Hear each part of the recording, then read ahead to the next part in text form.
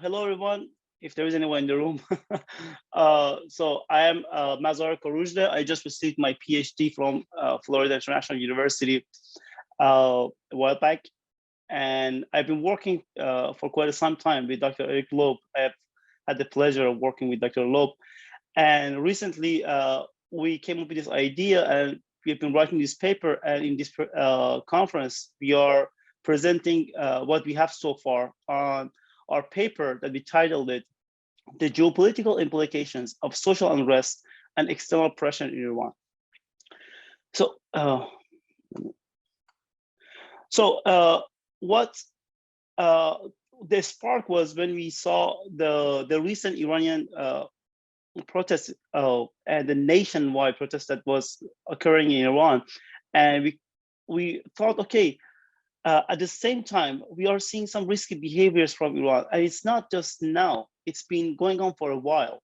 So the issue that we are focusing on is Iran's risky behavior over the last 7 years since 2016 in the region, including higher uranium enrichment, drone, missile, and tanker attacks, hostage-taking, military supply of the Houthis against Saudi Arabia, and recently, Iran's military aid to Russia.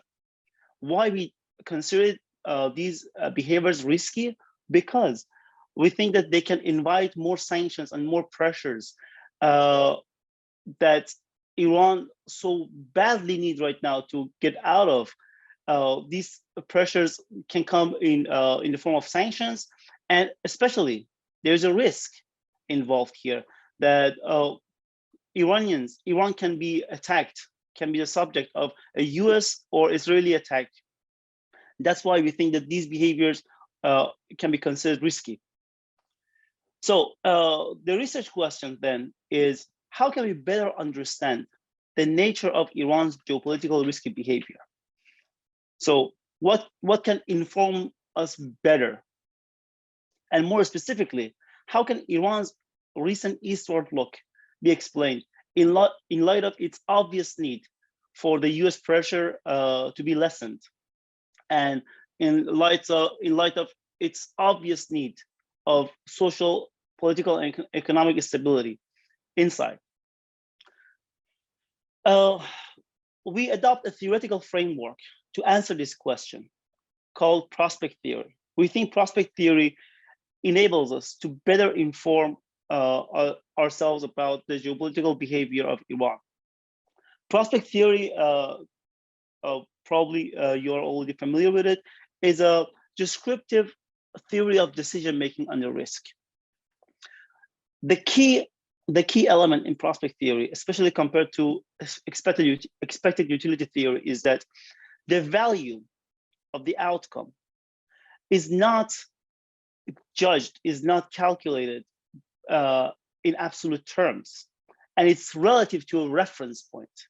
So let's say you have $100 and you gain $900 and you end up with 1,000, and I have $2,000 and I lose 1,000.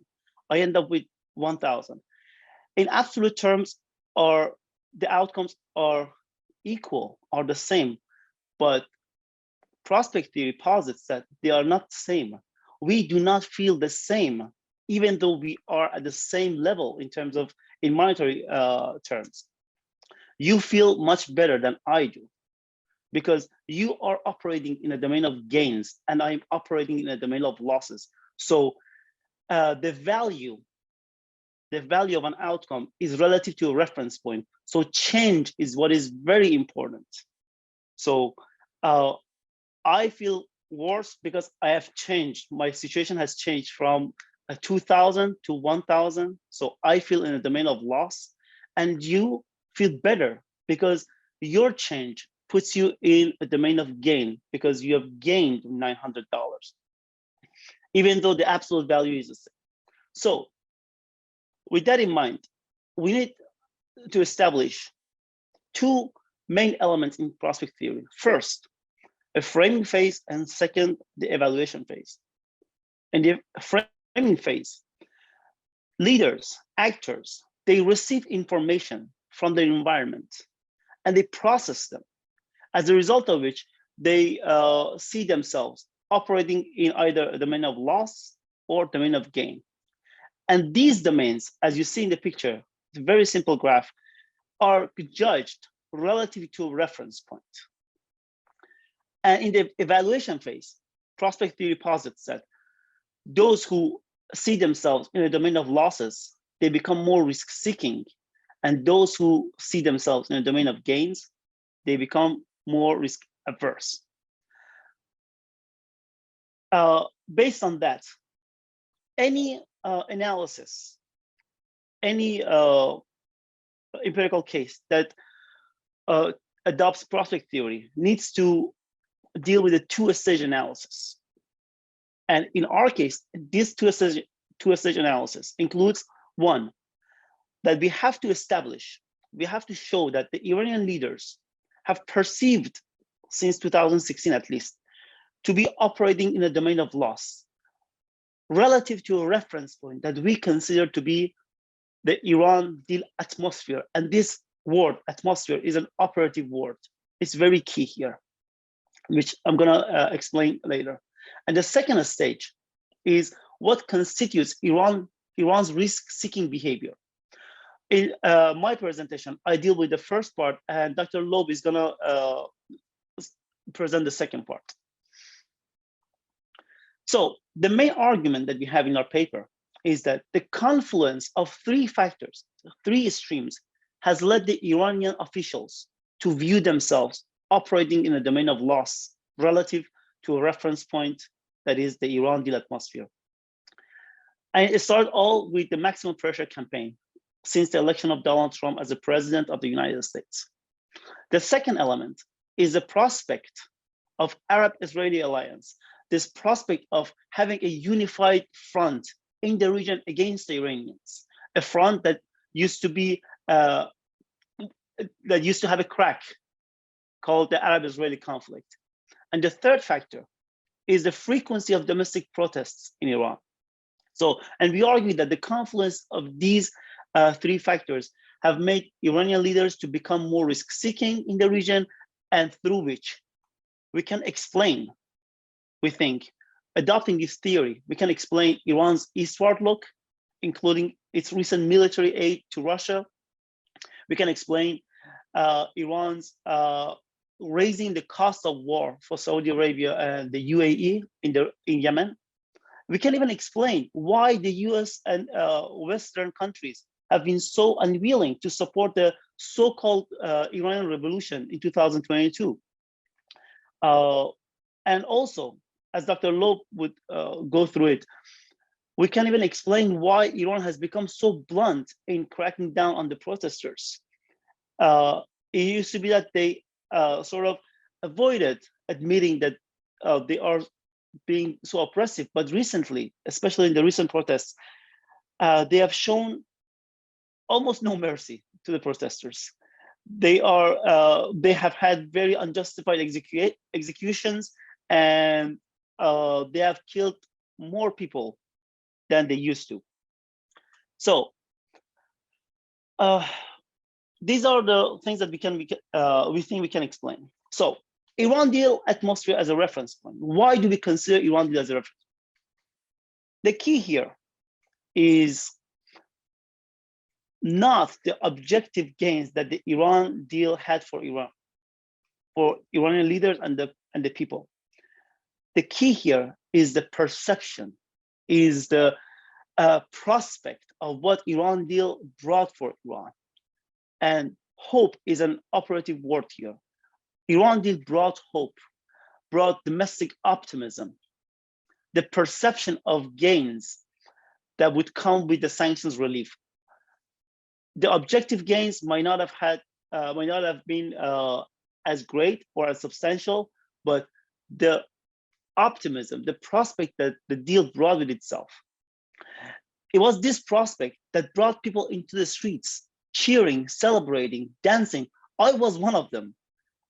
And people thought, at least for a couple of months, or maybe a year, they thought that the era of sanctions, the era of living under pressure, living under so much instability, economically and socially was finally over. And that contributed to a sense of social political stability that would contribute to a longer regime survival for the leaders, which was threatened by the factors, especially by the start of the maximum pressure campaign. So hope that was brought about by the deal is much more important than objective gains. But we don't mean that the deal did not have objective gains for the Iranians. As you can see in the graph, the GDP of Iran rose significantly after the deal. And the gross official reserves, it increased from 55 billion to 122 billion in 2018.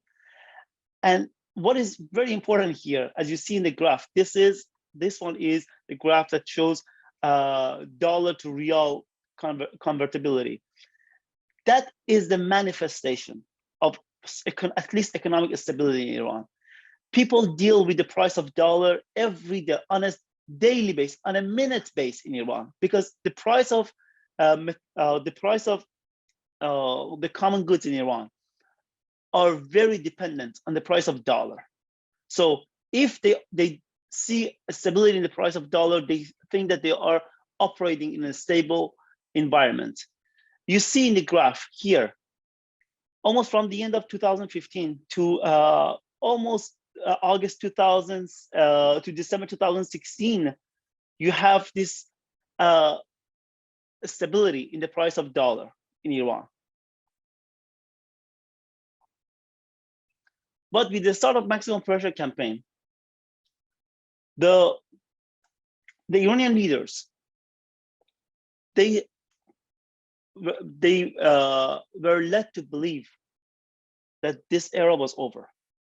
It was mostly because of Donald Trump's statements and how negative they were, and his constant bashing of the Iran deal, especially when his rhetoric completely matched his language, completely matched the language and the content of publication of those think tanks that are notoriously known for their anti-Iran deal stance, like Heritage Foundation and American Enterprise Institute. In our analysis, we just analyzed the content of the publication of these two think tanks, and we explored their similarity level with those of Donald Trump's statements. As you can see here, we found that, of course, examining over 1 million words from each think tank, the content of each think tank's publication about the Iran deal is highly correlated with Donald Trump's statements. In the case of Heritage Foundation, they are 82% correlated. And in the case of American Enterprise Institute, they are 81% correlated. And this chart here shows the theme analysis of their statements. They are quite similar, and they both show this sense of negativity towards the Iran deal. But we don't mean that the perception that the maximum pressure campaign brought with itself was the only thing. So of course, it brought this sense of negativity that, yeah, Iranian leaders, prepare yourself for a big loss, prepare yourself for the sanctions to come back, for more pressures. They also had objective losses. They felt objective losses. The GDP plummeted. US dollar to real increased. The official reserves decreased from 122 billion in 2018 to almost 4 billion in 2020. Unemployment increased, oil export decreased, the monetary freedom fell, and the number of people below poverty line increased. These charts are, they clearly show what I just presented.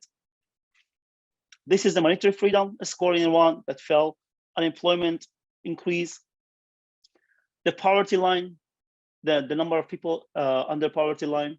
And this is the Iranian oil export and oil production. As you can see here, after the deal, it went up.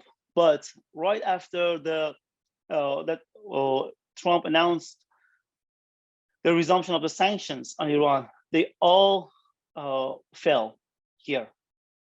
So the withdrawal of the US from the agreement did have some objective losses for the Iranian leaders too, and Iranian people.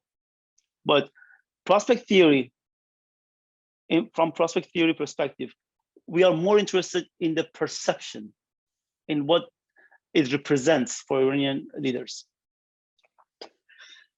The second factor that we focus on in the framing phase is the frequency of domestic protests. And this is highly, highly associated with the first factor. And it's by far the most important factor that makes the Iranian leaders believe that they are operating in a domain of loss. Why? Because as an autocratic regime, they are mostly concerned about their survival. So, and nothing is closer to them than their own people. So if the people inside are protesting so much, they don't have this sense of political stability, they feel more threatened. So, and all the sanctions, all the pressure are being translated into these protests. So they're very, very concerned about these protests. The last protest, the last nationwide protest before 2017 and the start of the maximum pressure campaign was in 2009 and the so-called and the Green Movement. But as of 2017, these protests have become more and more frequent. 2018, as a response to failure to government's attempt to revive Iran's struggling economy and address high unemployment and inflation and combat corruption. In 2019, the protests were triggered as a response to a 250 to 200% increase in fuel price. In 2020, the protests were triggered in response to Iranian officials announcing that that Iranian military force shut down the Ukrainian passenger flight, and the recent protests started as a response to the death of Mahsa Amini under the custody of the Iranian morality police. 2 points are very important here. That first, at the bottom of all these protests, you have this sense of disappointment with the overall state of affairs, especially economically in Iran. And second, with each protest, Iranian leaders see themselves one step closer to being overthrown. And that is why we think that this is very, very important for them to create this perception of operating in the domain of loss. And the third factor that we are focusing in our analysis is the prospect of US Arab-Israeli relations normalization. The recent Israel and the UAE normalization agreement, which is formally known as the Abraham Accord, happened after a long time. The last time such an agreement was signed was between Jordan and Israel. It was 1994. So it was the first one in almost 3 decades. And what is more important and more threatening for Iran is the prospect of the same agreement with Israel and the leader of the Sunni world, Saudi Arabia. As I said, the perception of having a unified front in the region for Iran is an absolute perception of operating in a domain of loss. Because what brings these geopolitical rivals together is Iran and its proxies, which are seen as the common foe for Saudi Arabia and Israel. So with that in mind, we now established that Iranian leaders are seeing themselves operating in a domain of loss. So we analyzed the first step. We delivered the first stage of analysis from prospect theory viewpoint, which is the framing phase. For the same stage, for the second analysis, I'm gonna turn to Dr. Eric Loeb to explain to you Iran's risk-seeking behavior as a result of perceiving themselves to be operating in a domain of loss. Thank you so much for listening. Thank you, Mazahir. Do you want to just stop sharing and then I'll share my presentation? Sure. Thanks. Okay. I'll share my presentation now. Are you able to see my screen? Yes. Yeah. Okay, great. Yeah, so thank you. So it's an honor and a pleasure to work with Mazahir on this paper, which is in its early stages. And we wanted to also make sure that we thank the Policy Studies Organization, PSO, for inviting us to participate in this conference remotely, which we're doing. So, Mazahir laid the groundwork for the theoretical framework of the paper in terms of outlining the assumptions, and we can even discuss the predictions of prospect theory. As well as establishing analytically that and conceptually that Iran is operating in a domain of loss, which according to prospect theory would incentivize it to adopt more risk-seeking behavior. And so that behavior, as Mazahir discussed, could be in the form of increasing uranium enrichment levels, which we've seen happen over time. Could be increasing attacks on tankers in the region, in the Persian Gulf, and drone and missile attacks in the region, which we've seen to different levels, as well as supporting proxies to make, for example, the war in Yemen more costly to the Saudi-led coalition there. Even domestically, we've seen more risk-seeking behavior, which also I think underlines the increasing perceptual, but even reality-based vulnerability of the state as protests gain in frequency and even intensity, and the repression that we see after each protest cycle going higher and higher, particularly when you compare it with levels of 2009. And then the final area, which I'm going to get into today, is this extraterritorial activity that Iran has embarked on in the past year, which is to provide Russia with drone transfers and military aid during its year-long conflict in Ukraine, and trying to use prospect theory, but also thinking about alternative explanations, as this is a thought experiment regarding the applicability of prospect theory to this behavior.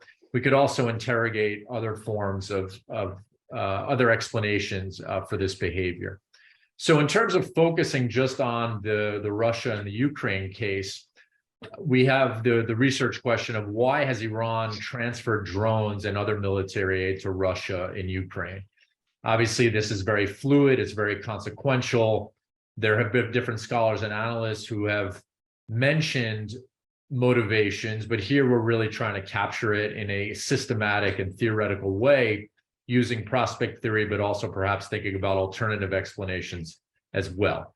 So if we just look at this through the framework or through the lens of prospect theory, again, Mazahir establishing that since 2016, Iranian elites perceiving themselves as operating in a domain of loss and then taking more risk-seeking behavior, again, as a consequence of maximum pressure, rhetorically and in practice since 2016, even heading into the spring of 2022, the stalled negotiations, there was an expectation that the Biden administration may adopt an executive action and rejoin the nuclear deal unilaterally. That didn't happen, despite the campaign promises that were made. So those negotiations stalling as recently as April of 2022.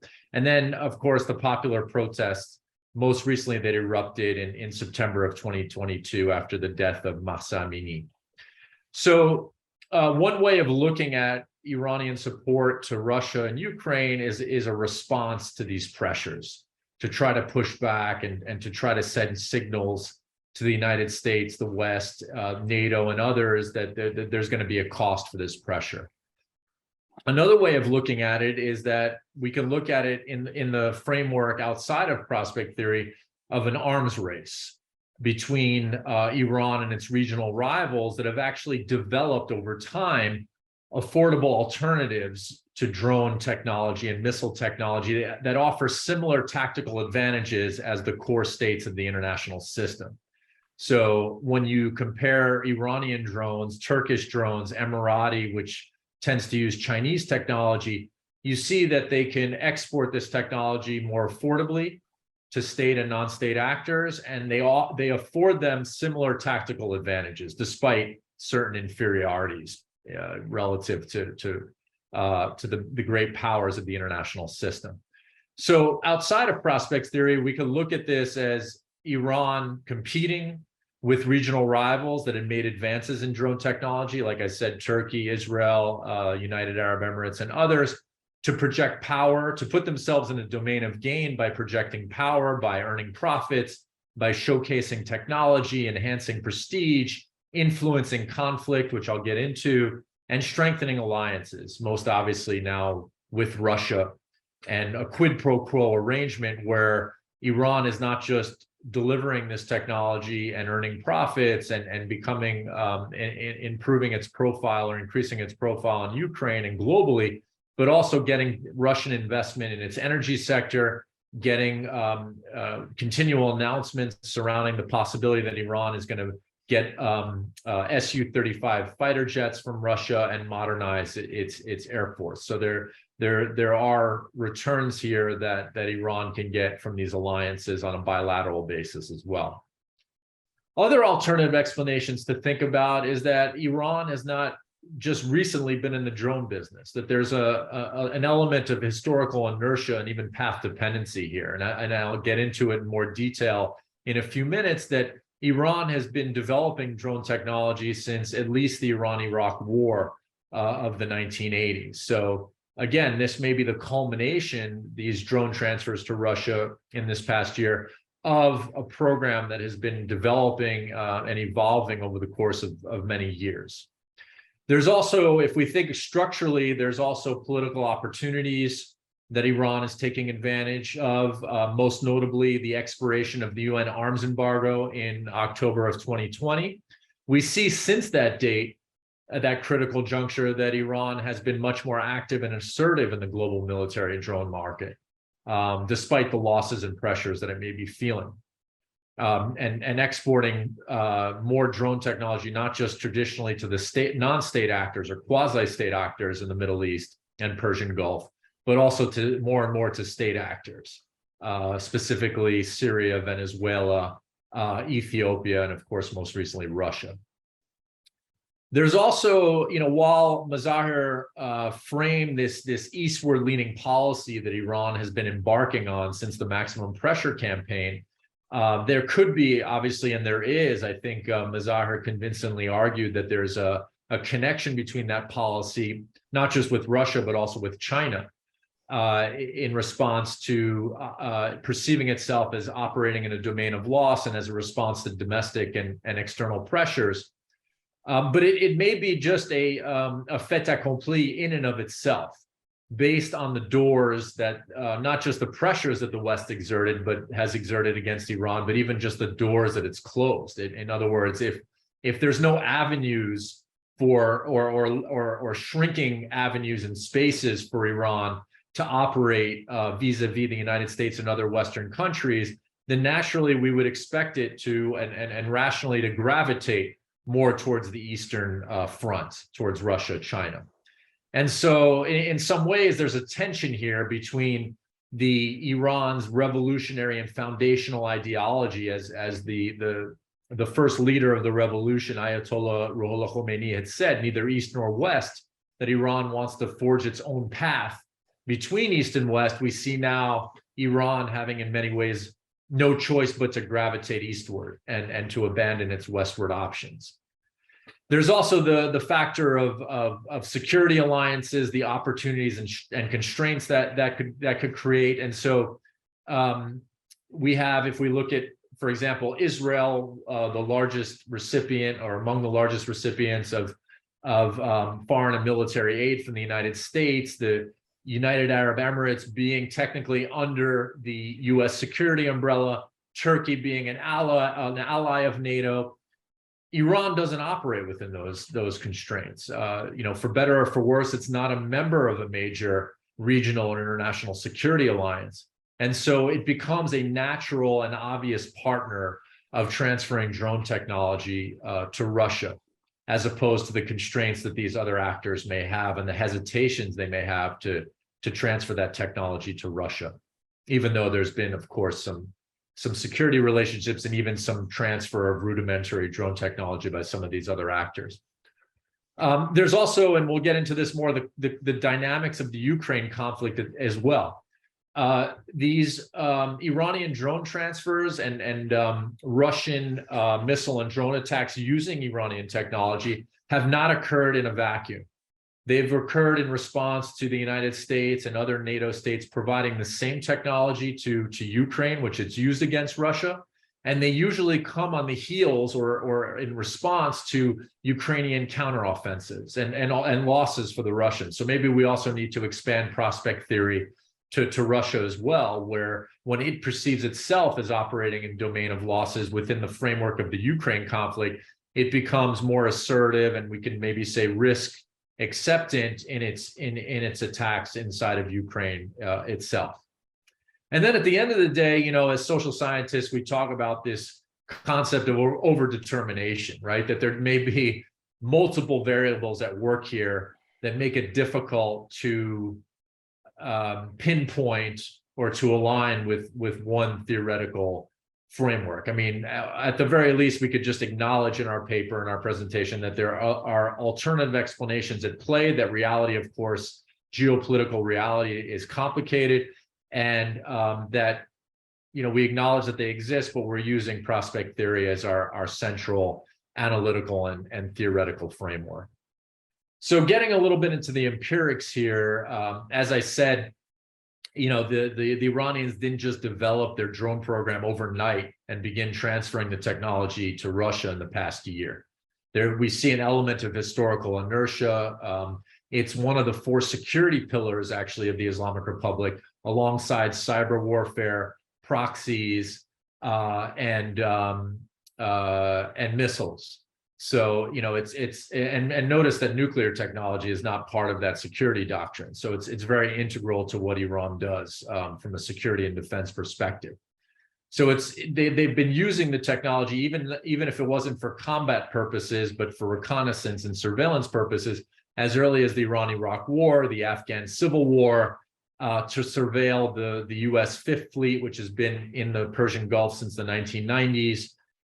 They've seen their rivals, like I mentioned, Turkey, Israel, and the United Arab Emirates, use their technology in conflicts that Iran has intervened with, maybe not with drone technology, but has intervened in militarily and economically and politically and diplomatically, conflicts like the Syrian civil war, which is ongoing, the Libyan second civil war, the conflict between Azerbaijan and Armenia and Nagorno-Karabakh.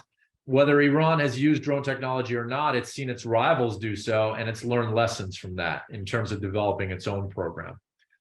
Even though Iran has this rhetorical and discursive narrative of self-sufficiency and independency, it's actually developed its drones, sometimes using technology from the United States, from Israel, so 2011 was a big year because Iran was able to capture a US drone and then reverse engineer it, and it's also done so with Israeli technology.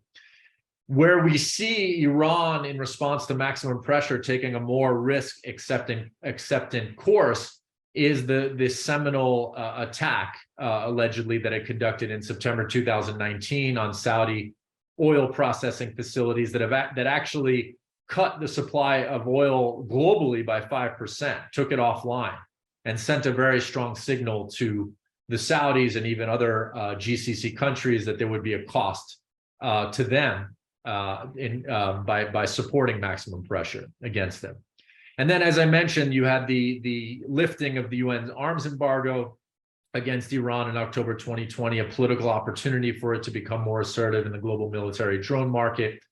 And one of the ways that it did that is that during the Tigray War that Ethiopia was fighting between 2020 and 2022, it actually exported its drone technology alongside, interestingly, its regional rivals, Israel, the UAE, and Turkey, to help the Ethiopian government push back the rebels that were approaching its capital. It was actually a very existential conflict at one point. So in terms of, the actual Russia-Ukraine conflict, we all know that Russia invades Ukraine in February. As I said, that these drone transfers by Iran are not just happening in a vacuum. That between February and September, the Ukrainians had acquired drone technology from Russia's adversaries, the US, UK, Poland, Taiwan, Turkey, even before the conflict, and others. Where Iran may have felt that it was operating in the domain of losses in 2022 was the stalling of the Iran-US JCPOA negotiations, where there were expectations that the Biden administration may rejoin the JCPOA as it had promised on the campaign trail, but did not do so. We see after those negotiations stall that Iran signs an energy deal with Russia that summer for Russian investment in Iran's energy sector, as I mentioned earlier. And also the Russians visit Iran's Kashan airfield. And then by August and September, they begin to acquire and deploy Iranian drone technology in Ukraine. But what's very interesting is that, if we think about prospect theory and we think about the domain of losses, they're limited Iranian drone deployments in August and September. And where we really see them accelerate actually is after September, when the popular protests erupt in Iran. So again, this may be coincidental, this may be a correlation, but if we're going to look at this through the lens of prospect theory and perceptions of operating in domain of losses, the Russian deployment of Iranian drone technology and perhaps even missile technology, surface to air, really accelerates as these protests erupt and spread around Iran. So there's a correlation here between increased domestic pressure, which Iranians see also as a foreign conspiracy, whether that's real or not. So there's also this linkages that they have perceptually to foreign intervention, not just domestic pressure. And you see that in October, these Russian attacks, missile and drone attacks using Iranian technology, just accelerate. Massive attacks and deployments against Ukrainian critical infrastructure. So, but again, this also is not just taking place as domestic and perceived external pressures occurring in Iran, but also, as I mentioned earlier, in response to the actual conflict dynamics that are happening in Ukraine. So in October, when Russia really deploys this drone and missile technology on Ukrainian infrastructure, it happens after Ukrainian counteroffensives, notably the Crimea bridge bombing in mid-October, as well as other events as well. When later on in that fall and winter, the Ukrainians hit 2 or 3 Russian air bases and airfields inside of Russian territory. And then you see I believe in December, that those attacks again accelerate. At the same time, the Iranians, we talk about, them thinking about domains of gains from their drone industry. During this time in October, they're also boasting that 22 countries have contacted them and wanting to buy their drone technology. There's also, added external pressure with the US and Western countries saying they want to open an investigation and look into whether Iran has exceeded payload and range limits within the framework of UN Security Council Resolution 2231. But again, this would be a very complicated investigation. Russia could veto it. It's also questionable whether Iran actually did exceed range and payload limits with its drones and missiles. And then lastly, it's UN Security Council 2231 is actually tied to the JCPOA, which the US unilaterally withdrew from. So the question is, does the US have any legal authority internationally to launch an investigation like that? So, again, it's not straightforward. Just so we don't go too far over the time limit, we see again continued activity through November and December. And then actually the Iranians and the Russians even upping the ante by signing a deal to transfer this technology for production on Russian soil. And one of the theories is that that is designed to lessen sanctions on Iran, though it may increase sanctions, or not lessen, but prevent further sanctions from being imposed on Iran, which is a questionable assumption, and not to mention the fact that it could subject Russia to also increased sanctions. Again, we also have to think about this economic concept of diminishing marginal returns for Russia and Iran in terms of the more sanctions the US and the international community impose on these countries, to what extent do they really feel like they are operating in the domain of losses if these sanctions are just become maximized essentially, and if there's diminishing marginal returns in response to that.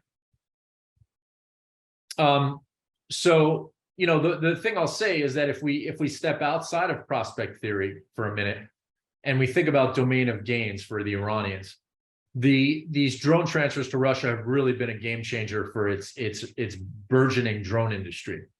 Whereas the Ethiopians during the Tigray War only purchased 2 Iranian drones, at least on the public record, the Russians have purchased hundreds of them from the Iranians.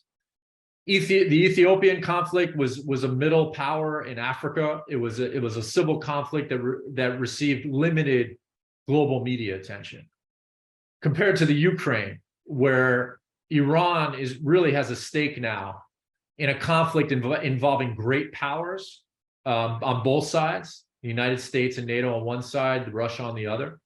We'll see what position China takes. It's an interstate conflict, and I would argue an anti-systemic one, pushing back against the status quo of the global system. And obviously it has received tremendous media attention.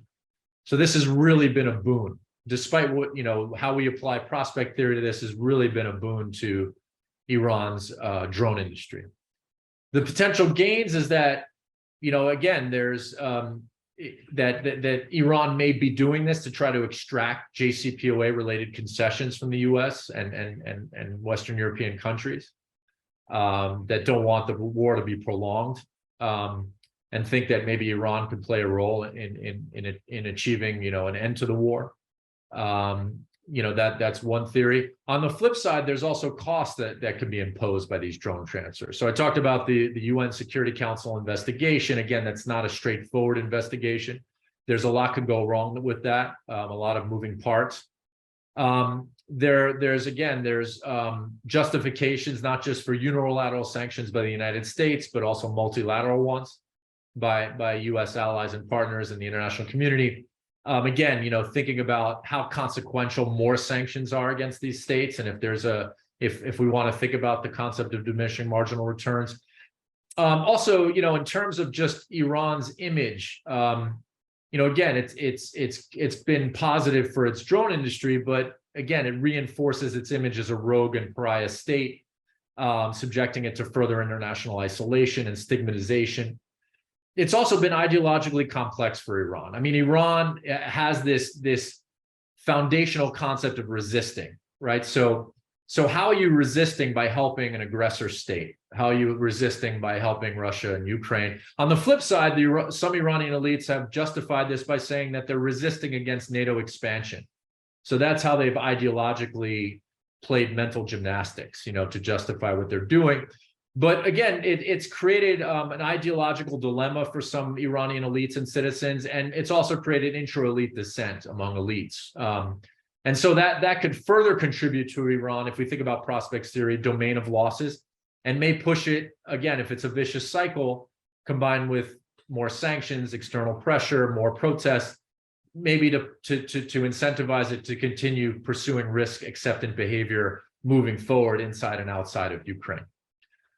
So I'm gonna stop here, and hopefully we have some time for a Q&A. I see there might be a couple people in the audience now, and Mazahir and I would welcome your questions and comments. So thank you very much.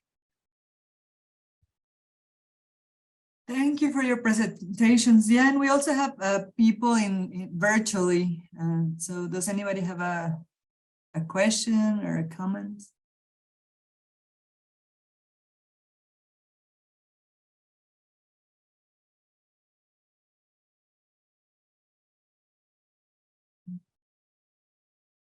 Thanks. I missed a lot of the presentation, but I did catch the end. And I guess I wanted to ask what you thought the mood on the ground within regular Iranians are when it comes to their involvement in the Russia conflict. And do you think it's likely that Iran will give anything more than the types of drones it has now to Russia? Do you think they'll be giving them some of their advanced missiles, or the fact that they still haven't at this point is a pretty good sign that they won't? I mean, I could take that second question and then turn it over to Mazahir, who may have more insight on the mood on the ground among Iranian citizens in their perceptions and sentiments towards. And thanks for your question for Iranian support to Russia and Ukraine.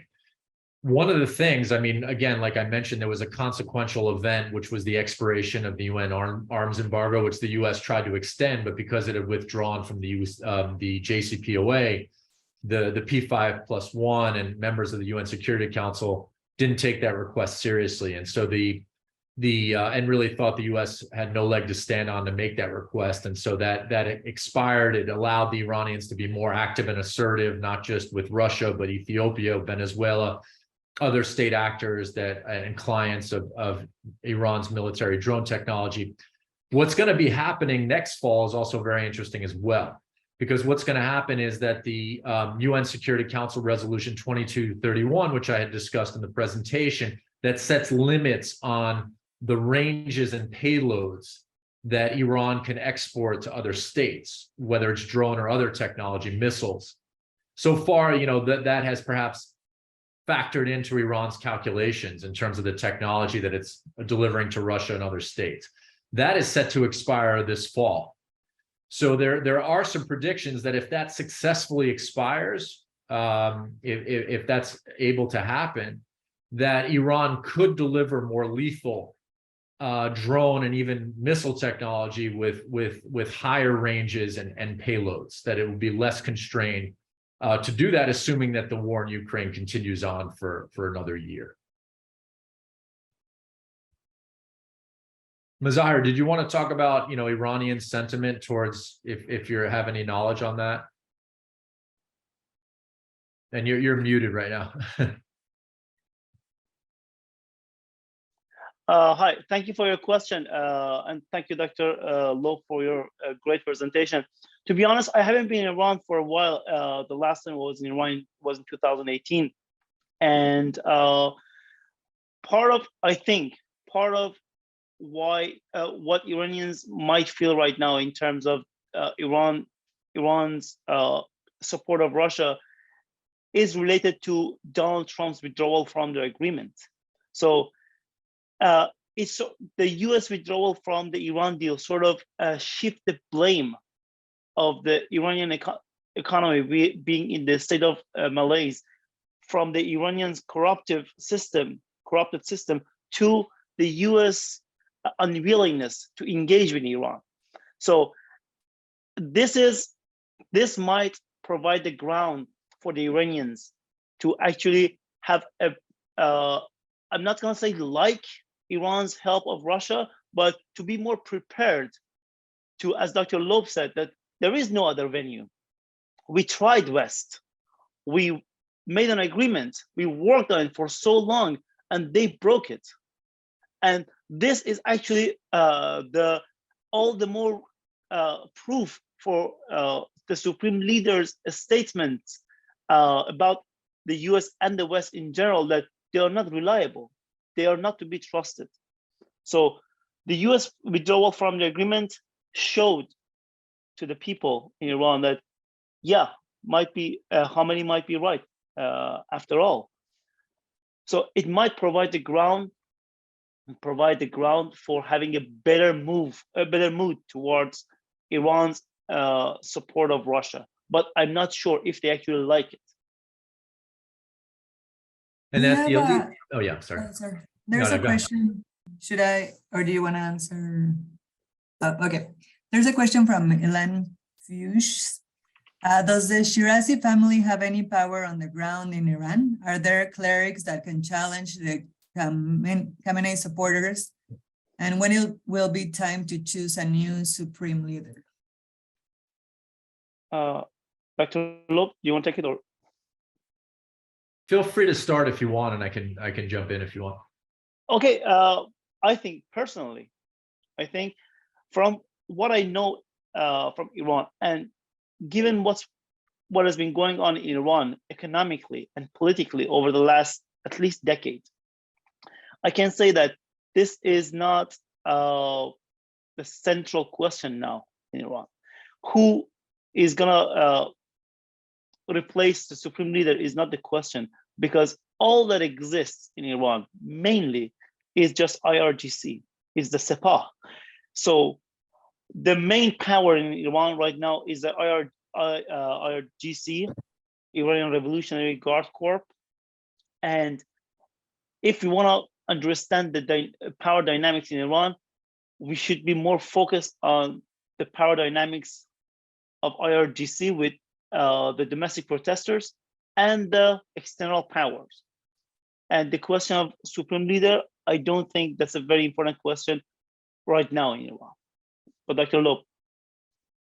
Yeah, I mean, I would say that I like to give agency to to clerical families and followers that they may develop in Iran. I'm also very skeptical, though, that they would, even if they may have broad social followings, that they really have the political capital to infiltrate and operate within the system. I mean, I think really a turning point for Iran was 1989, and even in 1979, the followers of Khomeini were mid-level revolutionary clerics predominantly, Hojat al-Islam, and of course, you had still major clerics, grand Ayatollah sources of emulation who were in the picture, like Ayatollah Montazeri and others, who were gradually marginalized from the system. And I think what you're left with now, I mean, I think, again, you have the deep state, as Mazahir described, with a large presence of the security apparatus that I think probably wants to continue to operate behind the scenes, behind clerical cover, may not want to be front and center moving forward. But I think, in terms of thinking about these large clerical families, just regardless of the credentials they have, you're really looking at a system with mid-level clerics with questionable charisma and credentials who have been now part of this apparatus for a long time. I mean, look at just the current president. Look, how that election was orchestrated with the lowest historical levels. That may have been paving the way for a successor. Again, when Khamenei was chosen, it was not based on charisma or credentials. It was based on, again, his intimacy and loyalty his ability basically to operate within the system itself, this political system.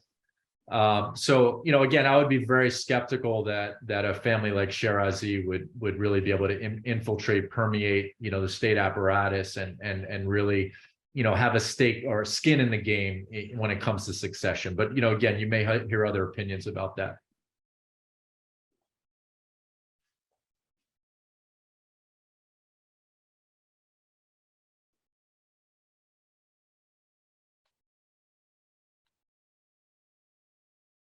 I mean, one thing I was going to say, if there's no other questions, is that that there seems to be a debate, like with everything in Iran, right? It's not a monolithic, despite this consolidation among the leader and his followers.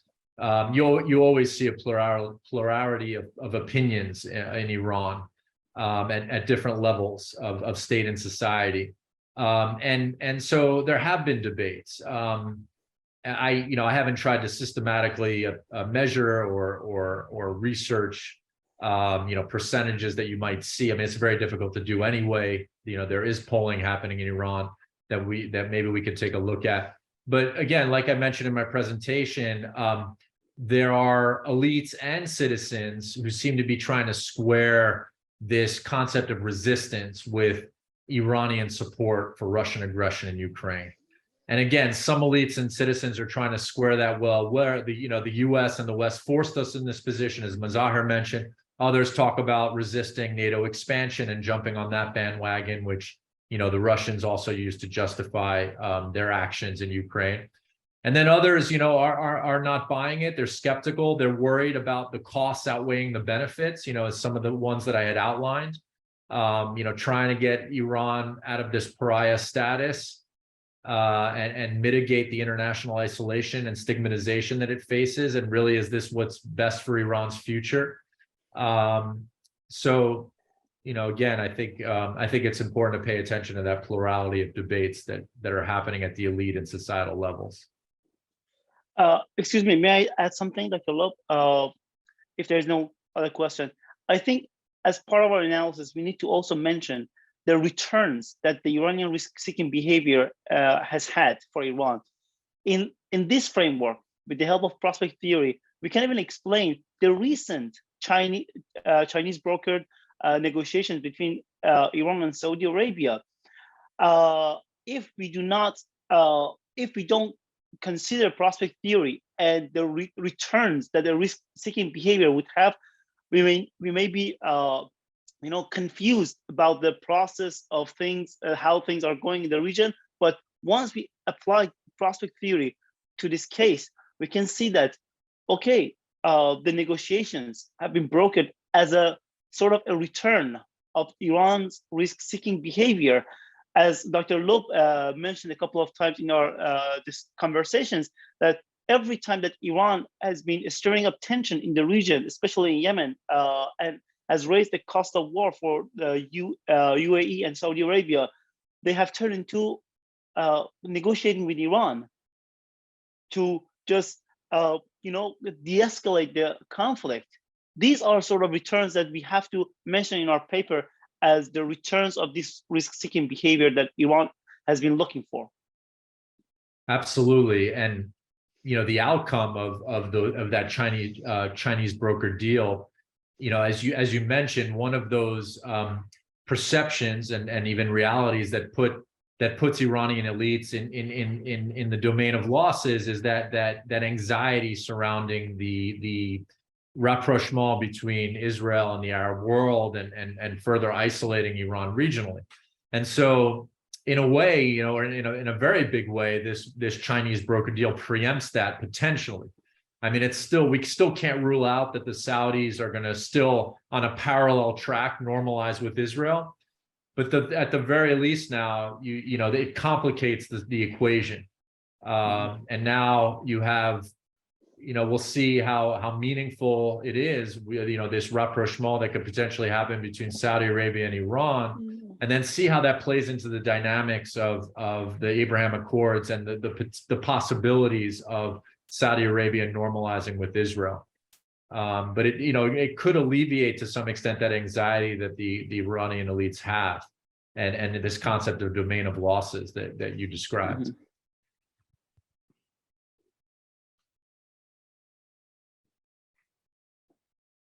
We don't have any more questions, apparently. I have one more question, if that was okay. Great, go ahead. I was speaking into a microphone that was turned off. So obviously the Biden administration was willing to undo Trump's, I would state, actually was a mistake pulling out of the JCPOA. Biden was willing to go back into that agreement. I'm just wondering what both of your takes are as to why another agreement hasn't been reached. Because I mean, the way I see it, it's probably very much in Iran's interests to be back in that deal rather than be outside of it. So I understand that they were pushing for certain other things related to the Revolutionary Guards and some other issues, but I'm surprised they didn't take the opportunity.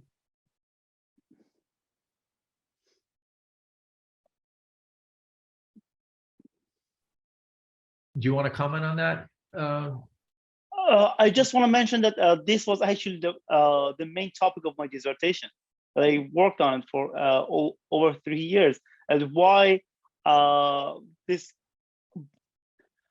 breakthrough does not happen in Iran and US relations, even though you had Iran deal in 2015 and Donald Trump withdrew from it in 2018. After so many years that they were hoping for such an agreement. My argument is that I come from a very political political economic oriented perspective. And my argument in my dissertation is that there are some what I call investor, the transnational investment bloc at work that does not benefit from an integrated Iran into the region. So that's just very briefly, I want to mention that this bloc is composed of the oil companies, transnational oil companies, defense contractors, and institutional firms like the Citigroup, Bank of America, Chase Manhattan. All these groups, they are the transnational investors that finance this anti-Iran campaign that is part of this larger picture that I describe as the Iran securitization complex. So there is no surprise there that another agreement has not been reached, even though that you correctly mentioned that it's in Iran's benefit. Of course, that's the entire foundation of an analysis, that being part of the Western network, to be part of the international banking system, to be able to export more oil is more beneficial for Iran. But at the same time, but nonetheless, Iran is looking eastward and is siding with Russia and China, which might not be as beneficial and lucrative for Iran in general. That is the question, right? But there are some groups, and from the side of the United States, some blocks of interest at work that do not want an integrated Iran in the region. That's why I think even though we are seeing sort of a good news that, yeah, the Chinese are brokering sort of negotiation, a normalization agreement between Iran and Saudi Arabia, and at the same time Saudi Arabia is getting closer to Israel. Are we having a united front? Are we having a peaceful region in the Persian Gulf? My take is no. I am very pessimistic towards that. This is not going to be a stable region because there are some interest blocks. There are some investors that are benefiting from tension in the region, that are benefiting from more risk-seeking Iran in the region. Dr. Lop. I wouldn't dispute that, but I guess what I'm really curious about is obviously Biden was being criticized just for even entering negotiations. Like you said, there are powerful interests in the United States that don't want a deal, but he's the president. He's running the State Department with Blinken. They're there, they're negotiating. They put a deal on the table that Iran could still have reached other agreements with China. Having an agreement with us, a nuclear agreement that frees up a lot of their funding, doesn't preclude them from aligning even more with China if they want to. I just don't understand why Iran didn't take up the deal, because it's not like they were going to get a better deal, right, than what Biden was putting on the table. I understand that they were frustrated because Trump broke the deal and that hurt our credibility, but I still don't understand why they didn't take Biden's deal up, how they thought they were going to get a better option elsewhere or be better off not doing that. Yeah, I mean, that's a good question. I mean, as I mentioned, from what I hear, people who were in Vienna said that they were very close. They were, 80 to 90% agreement on 80 to 90% of the text, right? And they were, and this was in the spring of 2022. There were points like the IAEA investigation against Iran that the Iranians were concerned about and wanted the U.S. to intervene and perhaps dampen. I mean, there was also the IRGC designation, but that seemed to be over time less of an issue.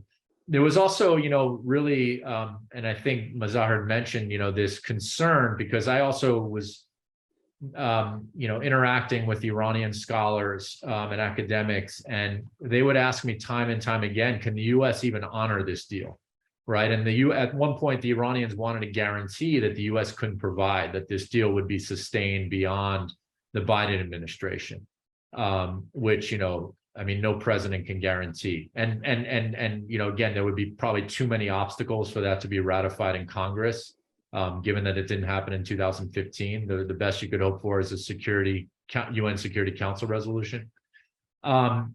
So the talks stall in spring of 2022. My personal feeling is that maybe the Biden administration, maybe there would be more headway after the midterms in November, and that maybe the Biden administration didn't have the political capital to risk signing a deal if the Iranians were willing, which is a big question. But the thing is, leading up to the midterms, there was so much damage that had been done to US-Iran relations, so then you head into the summer, Russia and Iran sign a deal, then the technology starts getting transferred and deployed in Ukraine, the drone technology. And then by fall, you also have, Iran has a very big image problem with the Mahsa Amini protests and the repression that's happening, combined with now accelerated. Would have helped that? Like, if I'm the Iranians, I'm like, okay, we can do this and maybe everything will calm down. I mean, I just can't understand. I agree with everything you're saying, but it's mind-boggling to me that they wouldn't have taken that option, especially with the domestic problems they were having. I think, this was, that was already, months after the fact that the negotiations stalled in the spring, and again, the question is, I don't know how clear cut it would have been for the Iranians to, for a deal that the Iranians take. I don't necessarily know, the dynamics and all the details that were happening in Vienna in the spring. Again, did both sides have to meet somewhere in the middle, right? Was it just, the Iranians, was it a yes or no on the side of the Iranians? I don't know if it's ever that simple. But again, so much then transpires over the course of several months. So, some of it the Iranians' own doing, that by heading into midterms, there's just no chance that they could even re-engage on JCPOA talks right after the spring. So and I think, yeah, go ahead. Sorry, Dr. Loeb. I think I know what your concern is, and I know what the question is.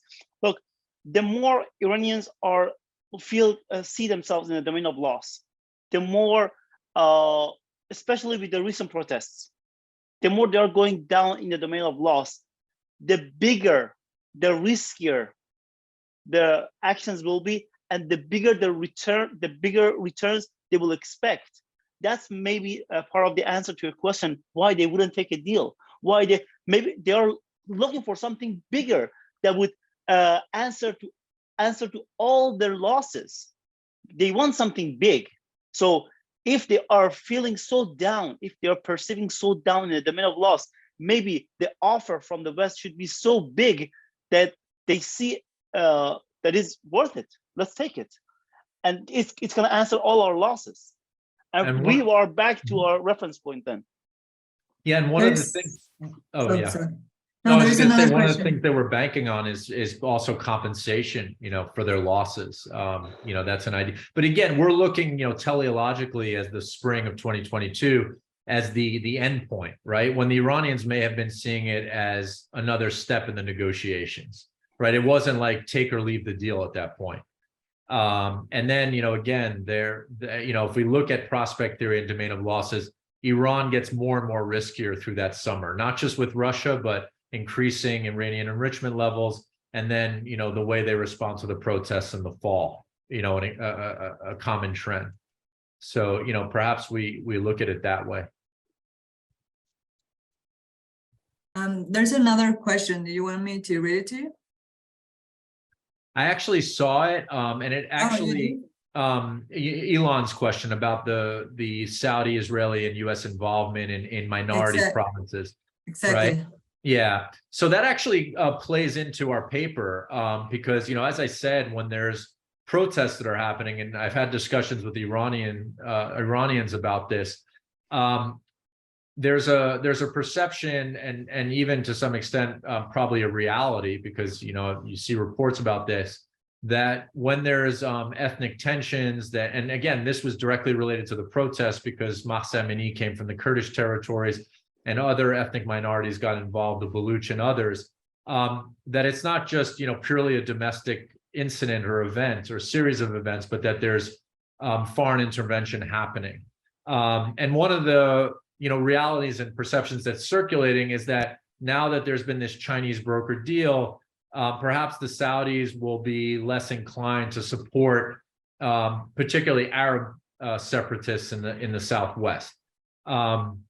But nonetheless, again, when we see these protest events, getting back to our paper, it's not an accident that the Iranians associate this, again, not just with domestic intent, but foreign intervention, and they try to impose a cost.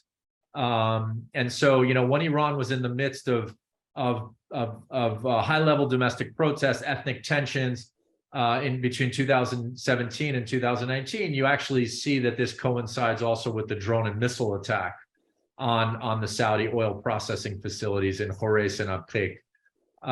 So, the point that Elon raises, really kind of plays into our paper about internal and the linkages between internal and external pressures and how that contributes to perceptions and even realities of domain of losses for Iranian elites.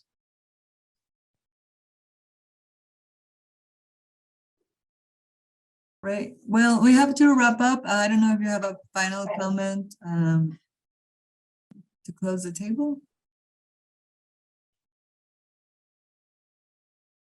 No, I mean, really appreciate that people, came at the end and for your great questions and comments. And, hopefully we can continue the conversation at another point. So thank you. Thank you so much. It was great. Yeah, thank you very much. Have a great day.